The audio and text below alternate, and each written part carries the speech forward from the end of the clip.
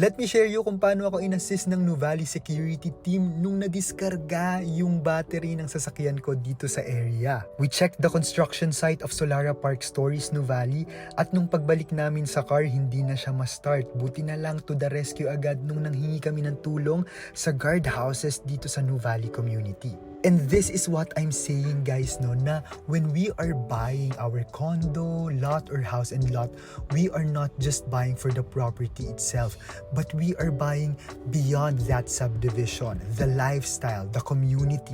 At dahil nga tabi-tabi yung township projects dito sa area, hindi ka na mamamroblema, nawala yung hospital, schools and grocery shops paglabas mo ng subdivision dahil yun ang ino-offer nila sa iyo. Kaya may konting premium dito at nakakatuwa nga na kapag may emergency ka, meron silang technically an emergency response team para sumaklolo agad sa iyo